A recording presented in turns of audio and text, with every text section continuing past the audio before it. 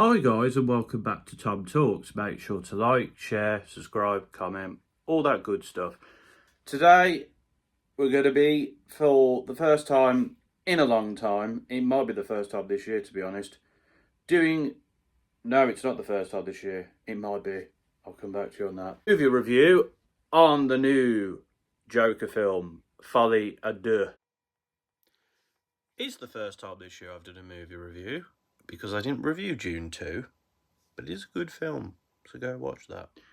Which is the sequel and the last film in the Todd Philips Arthur Joker duology, I guess. It's not a saga because there's two films, it's not a trilogy. It's a duology. First time Joaquin Phoenix has done a sequel,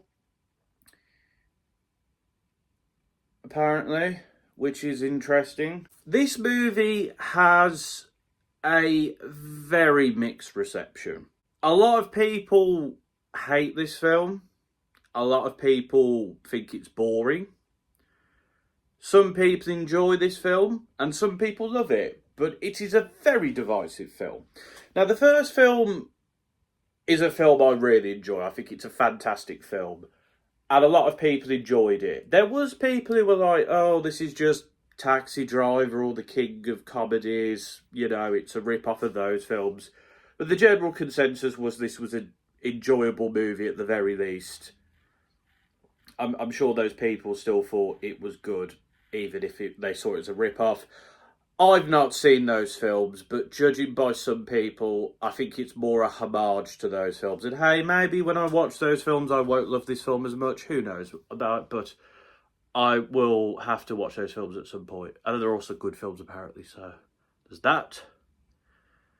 But the sequel, it's a bit different to the first one. The first one is kind of like the creation of the Joker character and how Arthur sort of his finding out about his backstory, his mental health worsening, and sort of letting loose and hitting back against the society that ignores him or laughs at him, creates this Joker character. And the film obviously ends with him having created this movement, the Joker movement to say, and this character has gone full circle. But I think it's also to show how not supporting impoverished people or mentally unwell people can lead to terrible consequences. There's a lot to talk about with the first film. It's why it's such a very good film. I think the portrayal of the character is fantastic. I think the story is very interesting. I think the themes are done very well. And it leaves a lot to ponder on by the end of the film. The character of Arthur is a character you sympathise with, but on the same side, he's doing these like really awful things. So like, you don't agree with what he's doing, but you're like, oh my god, this guy's had this really awful life, and it's turned him into this cartoonishly nasty person. And so the sequel starts with Arthur now in jail, and half of the film is him in jail and the other half is him in the courtroom, and then there's obviously the bit at the end. I'm not going to go into spoilers because, you know, you want to watch the film. But what do I think of the film? I think it's a good film. I don't think it's a great film. I don't think it's a bad film. I don't think it's boring. I certainly don't hate it. It definitely has its flaws, which I'll get onto, but I think it's a good film. I enjoyed watching it. I think its existence is warranted. I'm going to explain why. So first of all, the performances. Joaquin Phoenix is still great as Joker. I think his performances in the musical bits vary, but I think it's good. I think Lady Gaga did the role of Harley well, or Lee. Again, people are a bit upset because they don't quite match the comic book interpretations. For me, that doesn't bother me. If they want to do something different with the characters, that's fine by me. Some will say, well, it's in the Batman universe, so why they're not this and why they're not that. Well, do you know what? Currently, so in the last decade, we've had the Christopher Nolan universe, we've had the DCEU Batman, we've had obviously the new Batman and the Penguin, which the Penguin TV series is set in, and we've got this, which is completely different. And I feel like this film moves a bit away from like the sort of Batman references outside of like, you know, Harvey Dent is one of the lawyers in this. I think they even called Gotham New York City as well. I think they really were trying to move away from the sort of Batman style of it, which didn't bother me personally. It bothers some people. I spoke to somebody who said it was nothing like the character, but it didn't bother me personally. But I think Lady Gaga does a good performance here. Obviously, she can sing, so the musical numbers are going to be good. Other characters in here, those are the two main ones. We've got Brendan Gleeson, who does a decent, good job as the prison guard. There's not really much to the prison guard character. The prison guard is interesting in the changes in his character depending on the situation, and he's kind of like a foil to Arthur at the start, and then Arthur sort of sees him less as a foil, but then he becomes a foil again. We've got Catherine Keener, who plays Marianne Stewart, who is Arthur's lawyer. I think she's a very interesting character. She is the sympathetic character to Arthur's cause. She's somebody who sees him for what he is, which is like a damaged, mentally ill person, and she's trying to help him, but the outside influence stops her from doing that, and obviously her character disappears at a point in the movie, which you'll find out when you watch it. Steve Coogan as the journalist, I think is interesting. I think he does that job well of this sort of like interfering, I want to get a good scoop type of journalist. I think that plays a good part. We've got returning characters like Zazie Beetz as Sophie the neighbour. We've got Lee Gill, who returns as Gary Puddles. I think his part in the film is very interesting because I think it is a point in the film where Arthur starts to see what this character is doing and how it affects other people. And it marks a bit of a turning point in the film, his Gary Puddles appearance. So I think that was used well. I think Sophie's character does as well, because it kind of gives a bit of context to Arthur as a character and why Arthur was the way he was. So that's my thoughts on the characters. I mean, the character of Harvey Dent is there. He's fine. It's more of an Easter egg, really. Like, oh, look, guys, it's Harvey Dent and what happens to him in the film. Oh, look, you know. So there's that. In terms of the plot, I think the plot moves along fairly well. It is a long film, but it didn't feel that long, to be honest. It felt fairly well paced. I didn't have an issue with how long the film was. Some people do. I personally don't. I think it flowed pretty well. The musical numbers, I think they're very good at sort of... The point of them is to explain what's going on in Arthur's head during a scene. They're in their own universe, which is Arthur's head, and they're really good at sort of explaining Arthur's sort of emotional feelings, like from the start of the film, where he finds Harley and he feels like he's found a new reason for life, but as it goes on, he starts to have doubts, and then obviously we get to the end of the film where, you know, what happens.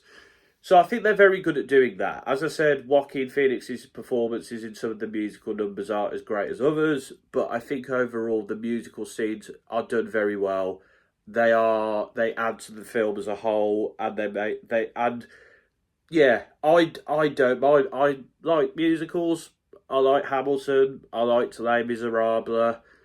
You know, some people... I remember seeing somebody walk out when a musical scene came on. I think some people should go to watch this film, because if you don't like musicals, then it's not like a musical, but it's kind of a big part of the film.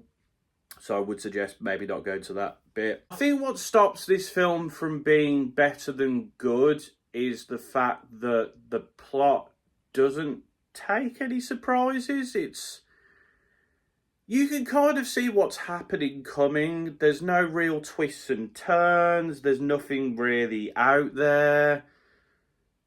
And also, as I say, outside of the two main performances and a couple of other performances here and there, there's no performances in this film that are kind of like, oh, that was a really great performance. People there are there, they service the plot, they do their job well, but they don't bring much more than that to it. Which is whereas in the other film, characters provided interesting aspects, they provided intriguing sort of follies or people in Arthur's life who kept him in a certain place or took him to a different direction.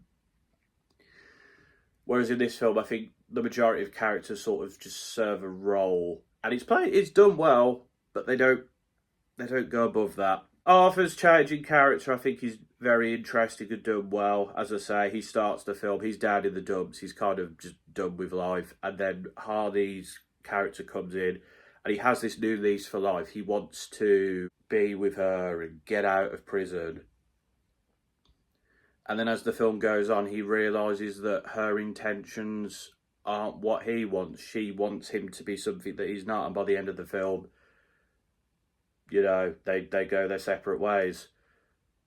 I think Hardy's character is very interesting. She's like a rich kid who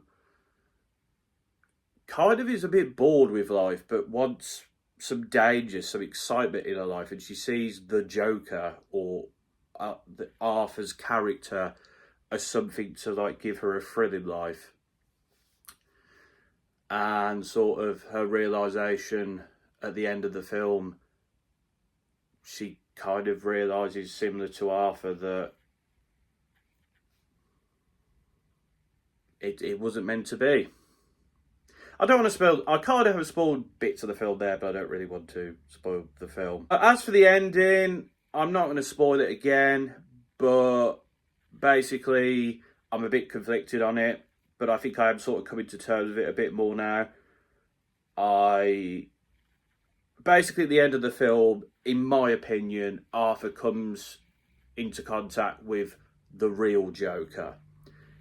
Arthur has sort of inspired the Joker movement, as we see in the first one and as we see in this film. And the ending is sort of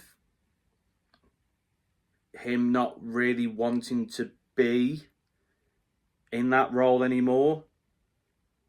But Arthur has sort of created the idea of the Joker, and by the end we see that he has created the Joker of this universe. There's a lot of controversy around the fact that, like, the director Todd Philips said that Arthur is not the Joker, and people are like, well, that's the title of the film. But I think if you watch the film, you sort of understand that Arthur isn't the Joker, and that's fine, because I think the story tells that tale very well. Overall, I like this film. It's a good film. I think it's got a consistent plot. I think we have two very good performances, and we have some standard, enjoyable performances as well. I think, you know, the film could have been a bit more out there. The musical numbers could have been a bit better in places, and I think the story could have been told in a more intriguing way. But I think, as it is, it's good, it's enjoyable. I'd watch it again. I don't enjoy it as much as the first Joker film, but I think it warrants its existence, and I think it concludes things decently. I have some conflicting thoughts on the ending, but as the more I've sat with it, the more I've sort of gone, okay, I get it. But what actually happens at the end, I don't know how I feel. Actually, I've just thought about it. Yeah, no, I think I get it. I think I get the ending bit, but there was also alternative endings, so it could have been better maybe, which might have made me appreciate it more. I don't know, but overall, Joker Folie Deux is a 7 out of 10 for me. Good film. If you like the first one, You might like this one, you might not. I don't know. I enjoyed it. I think it did what it was set out to do, and I think it did it decently well. But that's my thoughts on Joker 2. That's for Joker 2. Let me know your thoughts in the comments. I'm interested to see why you like this film or why you didn't like this film, because it's a very polarizing film, and I'm always interested to see what other people might disagree with me on. Have a conversation about it, so to speak. But yeah, until next time, folks, this has been another Tom Talks.